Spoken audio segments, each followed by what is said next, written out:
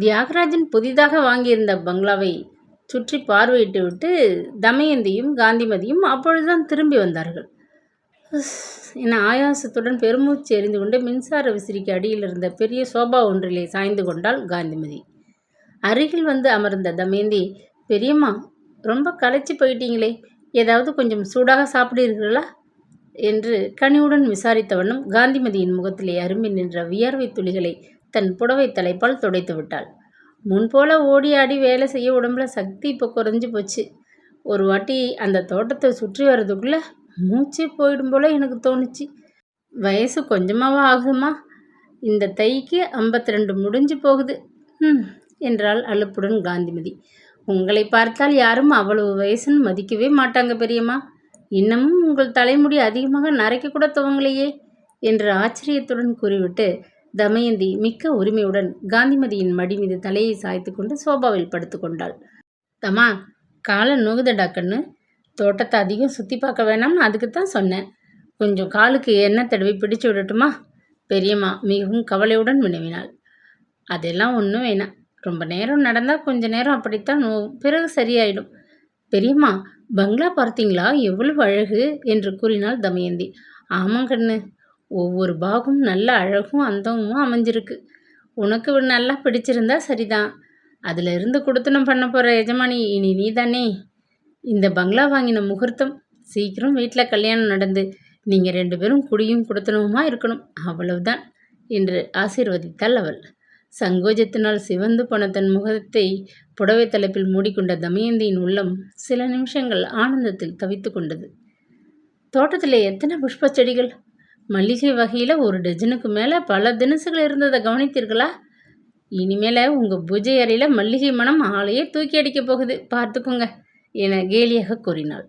உங்கள் 2 பேருக்கும் கல்யாணம் எப்போ ஆக போகுதுன்னு நான் துடிச்சிக்கிட்டு காத்துக்கிட்டு இருக்கேன். கல்யாணம் ஆன அடுத்த நிமிஷம் இந்த கொத்து சாவியை தூக்கி உன் கையில் ஒப்படைச்சிட்டு நிம்மதியாக காசி ராமேஸ்வரம் பார்க்க போயிடலாம்னு உத்தேசம் என்றாள். அப்படி போக உங்களை இங்கே யார் விடுவாங்களாம் என்று கொஞ்சலாக கேட்ட தமயந்தி தன் 2 கரங்களையும் நீட்டி காந்திமதியின் கழுத்தை அணைத்து கொண்டாள். எங்களை விட்டு நீங்கள் போவதாக திட்டமிட்டிருந்தால் நான் கல்யாணம் செய்து கொள்ள மறுத்து விடுவேன். ஆமாம் என்று பயமுறுத்தலாக பரிகசித்த தமயந்தி புன்னகை செய்தாள். அப்படியா? எங்கே தியாகராஜனை கட்டிக்கொள்ள மாட்டேன் என் மூஞ்சியை பார்த்து சொல் பார்க்கலாம் என்று விளையாட்டாக கேட்ட காந்திமதி தமயந்தியின் முகவாயை நிமிர்த்தி கேட்டாள். அப்படி நான் சொல்லிவிட்டால் என்னை கடுமையாக தண்டிச்சிடுவீங்க போல பார்க்குறீங்களே என்று கேட்டுவிட்டு மெல்ல சிரித்த தமயந்தி வாசலில் கார் வந்து நிற்கும் ஓசையை கேட்டுவிட்டு எழுந்து உட்கார்ந்தாள். வேகமாக உள்ளே வந்த தியாகராஜன் அருகில் இருந்த ஆசனம் ஒன்றில் வந்து அமர்ந்து கொண்டான். தாயும் மகளும் ஏதோ பெரிய வாக்குவாதம் செய்து கொண்டிருந்தா போல காண்கிறதே, அதை எனக்கு சொல்லக்கூடாதா என கேலியாக கேட்டுவிட்டு தொடர்ந்தாற்போல், பங்களாவை பார்த்தியாதம்மா? உங்கள் இருவருக்கும் பிடித்ததா என்று ஆவலுடன் கேட்டான். எனக்கு பிடிச்சா என்ன, பிடிக்காட்டி என்ன, இந்த அம்மாவுக்கும் உனக்கும் பிடிச்சிருந்தா சரி.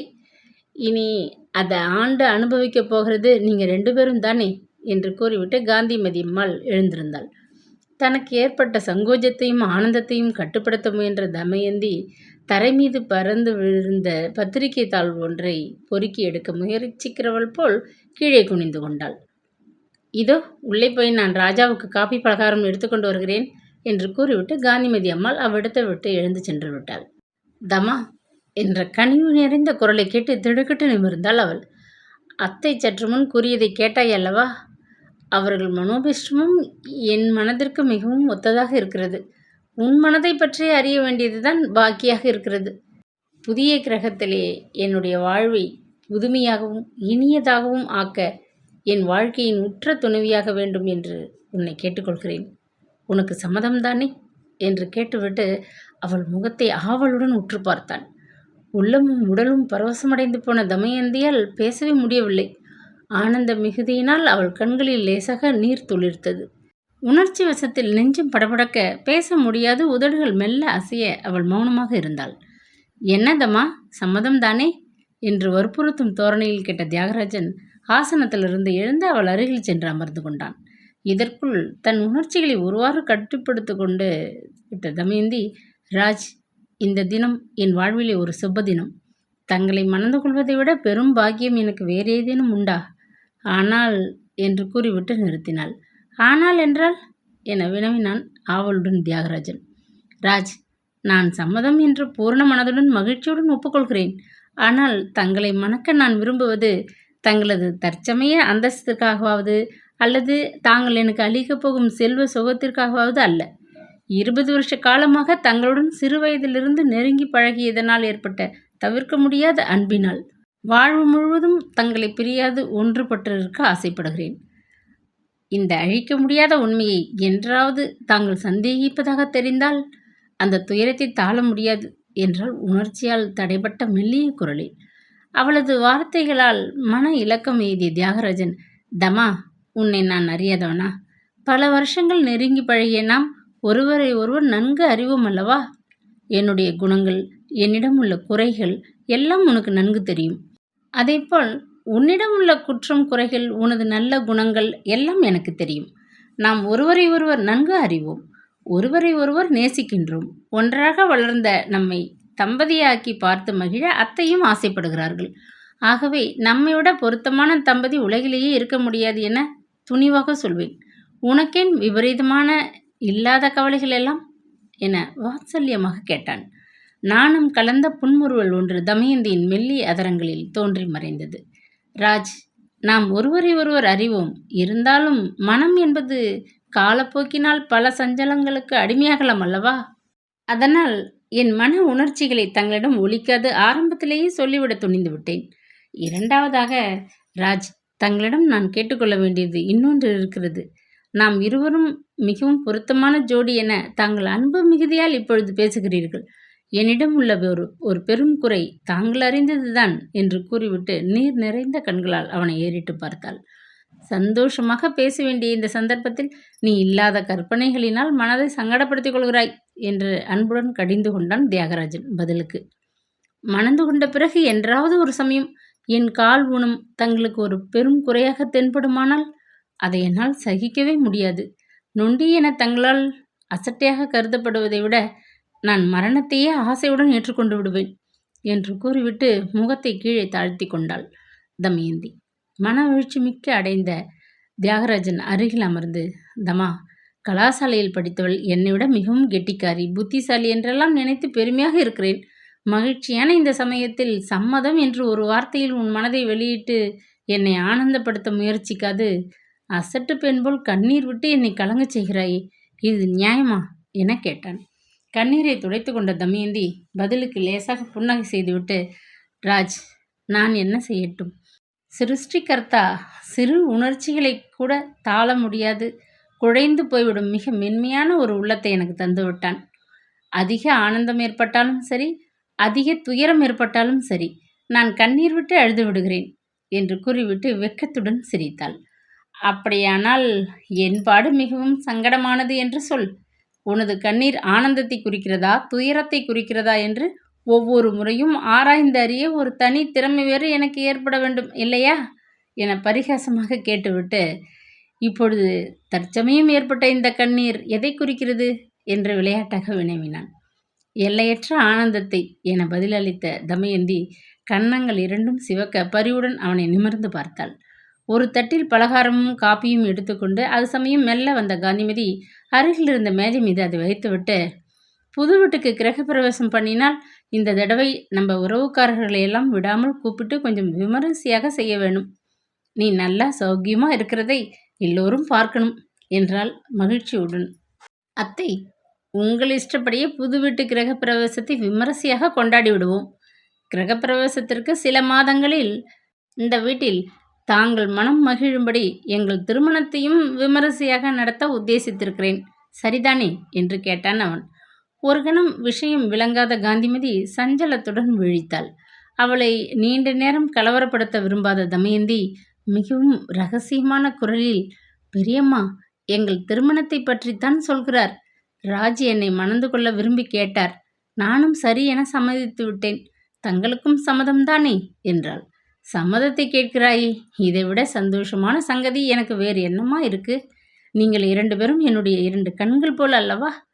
நீங்கள் ஒன்றுபட்டு வாழ்வதை காணுவது என்னுடைய பெரும் பாக்கியமாச்சே என்று ஆனந்தத்துடன் கூறிய காந்திமதி தமயந்தியை இறுக தழுவி கொண்டாள்.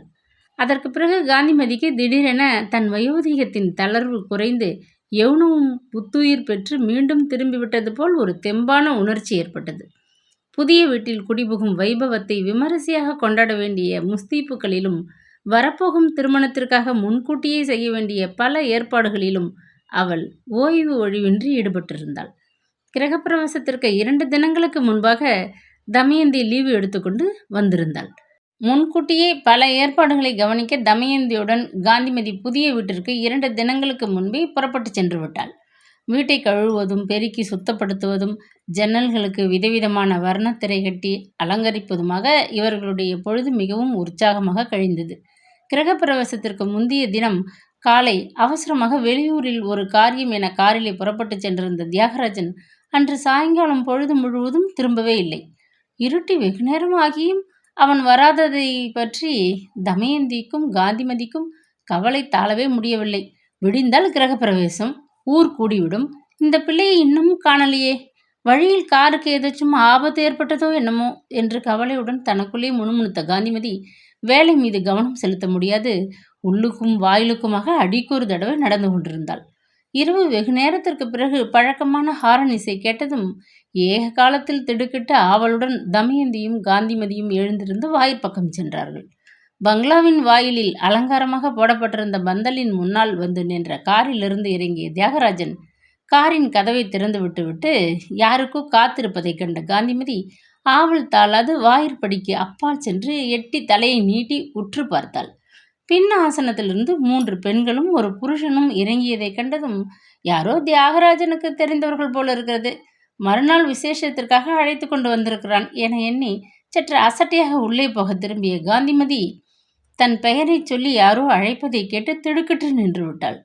காந்திமதி, என்னை தெரியவில்லையா? சௌக்கியந்தானே என விசாரித்து கொண்டு மூட்டையுடன் நுழைந்த அந்த வயதான மனிதனை ஏற இறங்க பார்த்தாள். நடந்ததையெல்லாம் மறந்துடு காந்திமதி, குழந்தை நல்லா சம்பாதிச்சு சீரும் சிறப்புமா இருக்கிறத இந்த பாவி கண்ணாலையாவது கண்டு சந்தோஷப்பட்டுட்டு போக வந்திருக்கிறேன்.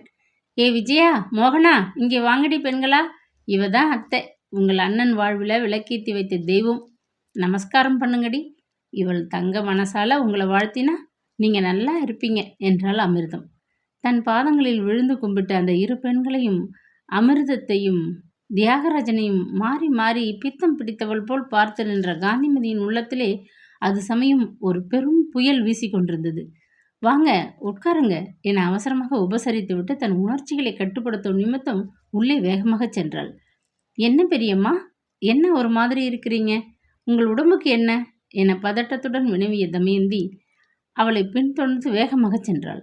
தொப்பென சோபா ஒன்றில் உட்கார்ந்து கொண்ட தமயந்தி, தமா, ராஜாவின் காருக்கு வழியில ஏதோ ஆபத்து நேர்ந்து விட்டது என்று கவலைப்பட்டோமே, அது சரியாகத்தான் போயிற்று. ஆபத்து அந்த பாவி நமச்சிவாயத்தின் ரூபத்தில் இந்த வீட்டுக்குள்ளே வந்து புகுந்து விட்டதே. ஐயோ, நான் இனி என்ன செய்வேன் என தயக்கத்துடன் அரற்றினாள். பிறர் பேசிக்கொள்வதை ஒட்டு கேட்டறிய வேண்டும் என்ற ஆவலோ சுபாவமோ காந்திமதியிடம் கிடையாது. பெருந்தன்மை மிகுந்த அவளது மனதில் இத்தகைய இழிவான குணங்களுக்கு இடமே இருந்ததில்லை. அன்று மாலை வழக்கம்போல் வீட்டிற்கு தேவையான ஜாமான்களை தானே நேரில் சென்று வாங்கி வர அவள் விஜயாவுடன் சென்றிருந்தாள். கடைத்தேர்விலிருந்து திரும்பி வந்ததும் களைப்பு தாழ முடியாது சிறிது ஓய்வு எடுத்துக்கொள்ளும் நிமித்தம் பின்கட்டில் இருந்த தனது அறைக்குள் சென்று படுத்து கொண்டிருந்தாள். அறையின் அருகிலே இருந்த கூடத்தில் நமச்சிவாயம், அமிர்தம், மோகனா மூவரும் உரத்த குரலில் பேசிக் கொண்டிருந்தார்கள். அருகில் இருக்கும் அறைக்குள்ளே காந்திமதி படுத்திருப்பதை சிறிதும் அறியாத அந்த மூவரும் சில காலமாக அவள் மீது தங்கள் உள்ளத்திலே பொங்கி வழிந்து கொண்டிருந்த துவேஷத்தை காரசாரமான வார்த்தைகளால் விமர்சனம் செய்து கொண்டிருந்தார்கள். கண்களை மூடிக்கொண்டு விச்சிராந்தியாக படுத்திருந்த காந்திமதி அமிர்தம் தன் பெயரை அழுத்தம் திருத்தமாக உச்சரித்து ஏதோ ஆத்திரமாக பேசுவதை கேட்டதும் திடுக்கிட்டு எழுந்து உட்கார்ந்தாள். அமிர்தம் கூடத்து தரை மீது சுவரில் சாய்ந்து கொண்டு காலை நீட்டியபடி உட்கார்ந்திருந்தாள். தனது நீண்ட ஜடையை முன்பக்கம் தோளின் மீது தொங்கவிட்டு கொண்டு அதை தன் இடது கையால் செல்லமாக தடவியபடி சோபா ஒன்றில் உல்லாசமாக சாய்ந்து கொண்டிருந்த மோகனாவின் முகத்தில் கோபம் தாண்டவமாடிக்கொண்டிருந்தது.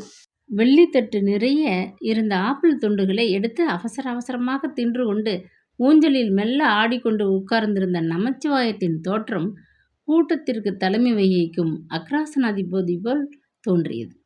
அந்த காட்சியை கண்ட காந்திமதி தன் மன உணர்ச்சிகளை கட்டுப்படுத்தும் நிமித்தம் ஜன்னலிலிருந்து தலையை தாழ்த்தி கொண்டு படுக்கை மீது சாய்ந்து கொண்டாள். நம்ம எல்லோரும் இங்கே சாப்பிடவும் இருக்கவும் தகுதி இல்லாதவங்க போல அவன் நினச்சிக்கிட்டு பேசுகிற பேச்சும் நடத்துகிற விதமும் என்னால் சகிக்கவே முடியல. அந்த காலத்தில் இந்த பாவிக்கு பயந்து கொண்டு ஒரு நல்லது பொல்லாததுக்கு ஒன்றும் கொண்டாட முடியாது. நான் என் வாழ்க்கையை நடத்தி விட்டேன். சின்ன வயசுலேயே புருஷனை இழந்துட்டு வீட்டில் இருக்கிறாளே, அவள் மனசு கஷ்டப்படுமேன்னு நான் அந்த காலத்தில் ஒரு நல்ல புடவை கட்டினது கிடையாது, ஒரு நல்ல நகை நட்டு போட்டது கிடையாது. அந்த கஷ்டம் அவள் வீட்டை விட்டு ஒழிஞ்சதும் போயிடுச்சுன்னு நான் நினச்சிருந்தா இத்தனை காலம் கழித்து திரும்ப மறுபடியும் வந்துடுச்சே. இந்த வீட்டில் இருக்கவும் சாப்பிடவும் அனுபவிக்கவும் எனக்கு உரிமை இல்லையா? இவளை விட எனக்கு 10 மடங்கு உரிமை இருக்கிறது. ஊர் உலகம் நியாயம் எல்லாம் எனக்கு உரிமை இருப்பதை ஒப்புக்கொள்ளும். ஏதோ அதிர்ஷ்டவசமாக இவ அந்த குழந்தைக்கு கொஞ்சம் உபகாரம் செய்து விடும்படி நேர்ந்துடுச்சு. தியாகு மட்டும் வெளியே புறப்பட்டு ஓடி போகாமல் இருந்திருந்தா அந்த உபகாரத்தை நாம் செஞ்சிருக்க மாட்டோமா என ஆத்திரத்துடன் கையை வீசி கொண்டு கேட்டாள் அமிர்தம். பெரிய ஆப்பிள் துண்டம் ஒன்றை அவசரமாக கடித்து விழுங்கி முடித்த நமச்சிவாயம் பலமாக மண்டையை ஆட்டி, நல்லா சொன்னப்போ, தியாக உருப்படியாக ஒரு நல்ல நிலைமைக்கு வரணும்னு நீயும் நானும் எத்தனை பாடுபட்டோம் ஞாபகம் இருக்கா உனக்கு? ஒரு நாள் ராத்திரி அந்த பயலுக்கு ஜுரம் வந்துட்ட போது வைத்தியர் வீட்டுக்கு கொட்டுற மழையில் நான் விழுந்தடிச்சுக்கிட்டு போய் கூட்டி வந்தேன். நீ மற்ற குழந்தைங்களுக்கு சோறு போடக்கூட பொழுது இல்லாமல் அவனுக்கு தவிடு வறுத்து ஒத்தனம் போட்டு கொண்டு இருந்தியே. நம்ம எத்தனையோ செய்தோம், அதையெல்லாம் யார் இப்போ நினச்சி பார்க்க போகிறாங்க என்று ஒரு சரடு விட்டான். அவன் கூறியது பச்சையான ஒரு பொய் என்பதை அமிர்தத்தின் நெஞ்சம் உணர்ந்தாலும் அவள் அதை பொருட்படுத்தாமல், தாயாருக்கு இல்லாத சொந்தம் அத்தையம்மாளுக்கு வந்துடுச்சு. அடிநாளில் இந்த பாவி என்னை ஆட்டி வச்சது போதாதுன்னு இப்போ வேற அல்லவா ஆட்டி வைக்க வந்திருக்கிறாள். சாவி கொத்த இடுப்பில் சொருகிக்கிட்டு தலைமுடியை அள்ளி சொருகிக்கிட்டு ராணி போல் வீட்டில் அவள் பண்ணுகிற அதிகாரம் கொஞ்சமா நஞ்சமா? இவ்வளவு சம்பாதிக்கிறானே ஒழிய தியாகுவுக்கு ஒரு இழவும் தெரியல. இவளை ஒரேடியாக நம்பி பணப்பெட்டி சாவியை கூட கொடுத்துருக்குறான். எதற்கும் அத்தை அத்தைன்னு சுற்றி வந்து நமஸ்காரம் பண்ணாத குறையாக அடிபணிஞ்சு நிற்கிறான். தனக்கு இருக்கிற அதிகார கர்வத்தில் இந்த பாவிக்கு என்னை கண்டா ரொம்ப துச்சமாக இருக்குது. அது கண்ணில் கருணாகும் பிடுங்க. இன்னைக்கு காலையில் ஒரு லோட்டா பால் எடுத்து அவன் முன்னாடி சாப்பிட்டேன் பாருங்க. சித்த பொழுதுக்கெல்லாம் வயிற்று சுருட்டி பிடிச்சிக்கிட்டு ஒரே வலி வந்துடுச்சு. அவள் பார்க்குற பார்வையில் நமக்கு நிம்மதியாக சாப்பிடக்கூட தோண மாட்டேங்குது என்றாள் அமிர்தம் ஆத்திரத்துடன். ஆமாம் அம்மா, அத்தைக்கு ரொம்ப பொறாமை குணம் இருக்கிறது. சிறு வயதிலே புருஷனால் ஒதுக்கப்பட்டு விட்டவள் அல்லவா? பிறர் சந்தோஷமாக இருப்பதை காண சகிக்காத ஒரு துர்குணம் வந்து விட்டது. முந்தா நாள் நான் அண்ணாவுடன் கடைக்கு போயிருந்தேன் அல்லவா? நான் ஆசைப்படுகிறேன் என்று அண்ணா எனக்கு சிகப்புகள் நெக்லஸ் வாங்கி கொடுத்தார் அல்லவா? அதை நான் கடையிலே போட்டுக்கொண்டு வீட்டுக்கு வந்து விட்டேன். அன்று முழுவதும் என் கழுத்தை வெட்டுகிறவள் போல் அத்தை என்னை பார்த்து முறைத்ததை என்னால் மறக்கவே முடியாது. எத்தனையோ தடவை பேச்சோடு பேச்சாக நெக்லஸ் இப்பொழுது வாங்கியது என்று அறிய பல கேள்விகள் கேட்டு பார்த்தாள். நான் பதிலே சொல்லாது அமுத்தலாக இருந்து விட்டேன் என்றாள் மோகனா கோபத்துடன். இவளுக்கு என்ன வந்ததா? உன் அண்ணன் வாங்கி கொடுக்குறான், நீ போட்டுக்கொள்கிறாய். ஏதடா குழந்தை கண்ணுக்கு லட்சணமாக இருக்கிறாளே, விதவிதமாக அலங்கரித்து கண்குளிர பார்ப்போம் என்று இல்லாட்டியும் நல்லா இருக்கிறத பார்த்து வயிறு எறிகிறாளே.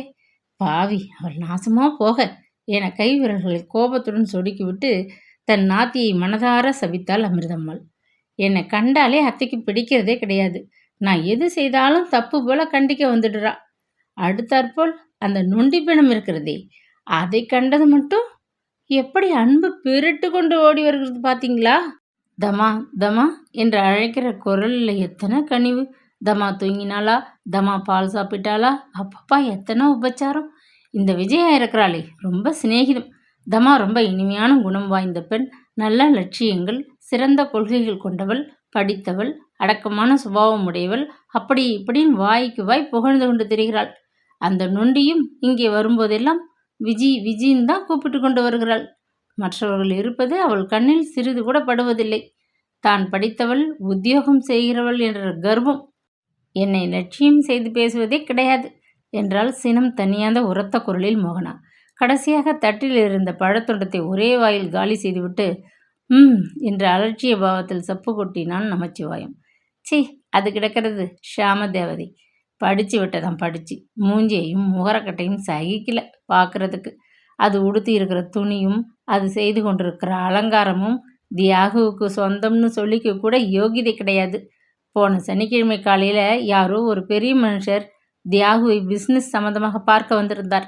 நான் தமாஷா அவர் வந்த கார் டிரைவரோட பேசிக்கிட்டு இருந்தேன்.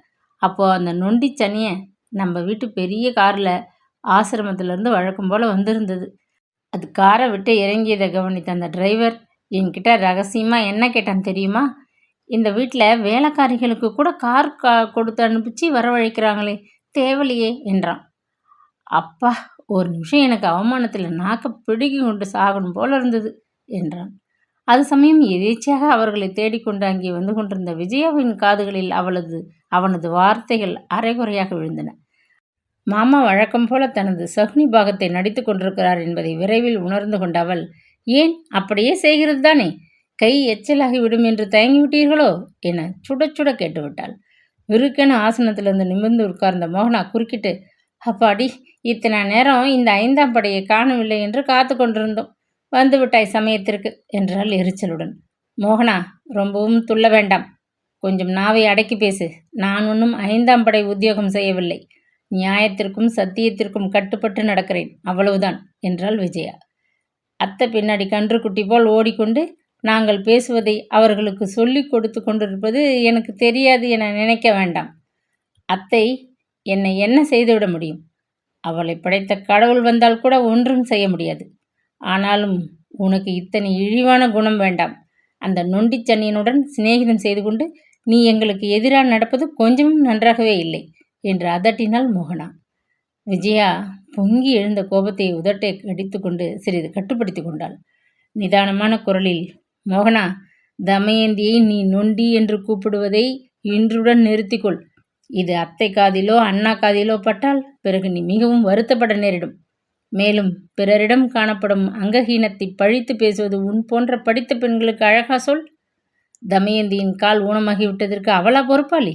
மேலும் எந்த நிமிஷத்திலும் யாருக்கும் இத்தகைய ஒரு விபத்து ஏற்படலாம்.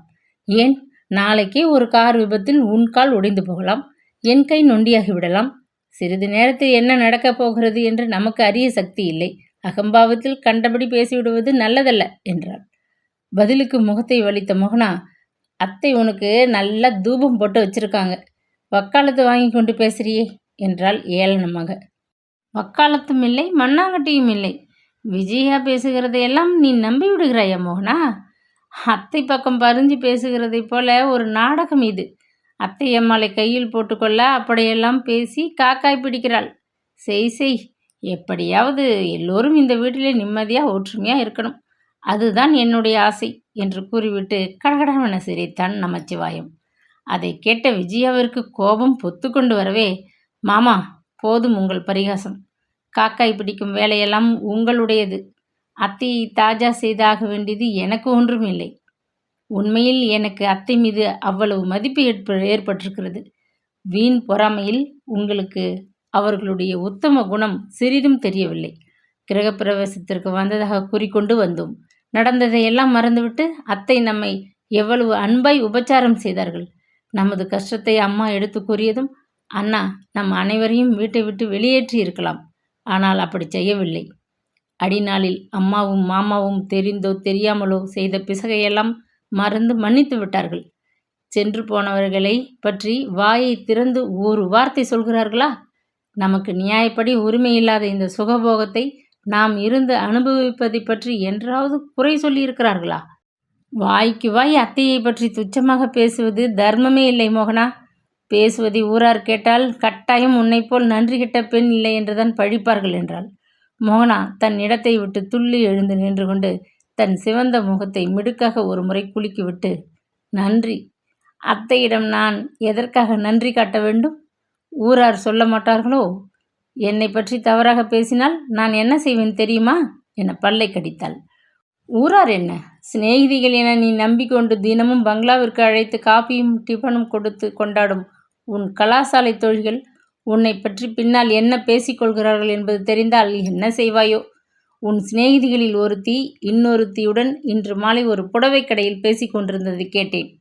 அவள் என்ன சொன்னாள் தெரியுமா? இந்த மோகனாவை பார்த்தாயா? தினமும் ஒரு மைசூர் ஜார்ஜெட் புடவை கட்டிக்கொண்டு பெரிய காரில் வந்து இறங்குகிறாள். பேசுகிற பேச்சும் நடத்தையும் தலைமுறை தலைமுறையாக செல்வத்திலே புரண்டு கொண்டிருந்தவள் போல் தொனிக்கிறதை கவனித்தாயா? நேற்று வரை கிழிந்த மில் புடவையும் கண்ணாடி வளையலுமாக காலேஜுக்கு பஸ்ஸிற்காக வெயிலே காத்து கொண்டு நின்றது அவளுக்கு அறவே மறந்து விட்டதே என்று கூறி சிரித்து கொண்டிருந்தார்கள். ஊரார் அப்படித்தான் சொல்வார்கள். அவர்கள் மேல் குறை சொல்லி பயன்? உண்மையும் அதுதானே என்றாள் விஜயா. அம்மா என கிரீச்சிட்டு அலறிய மோகனா தொப்பென தாயின் மடியில் போய் விழுந்து தன் இரு கரங்களாலும் முகத்தை மூடிக்கொண்டு, விஜயா கண்ணா பெண்ணான்னு பேசுகிறத நீங்கள் கேட்டுக்கிட்டு சும்மா இருக்கிறீங்களே, இவள் சொல்லி காட்ட வேண்டுமென ஆசைப்பட்டதை வேண்டுமென்றே ஒரு சிநேகிதி மேல் சுமத்தி பேசுகிறாள். நான் ஆசைப்பட்ட புடவைகளை உடுத்துவதையும் நகைகளை அணிவதையும் கண்டு இவளுக்கு பொறாமை என்று தேம்பி தேம்பி அழுதாள். இக்கதையின் தொடர்ச்சி நாளை தொடரும்.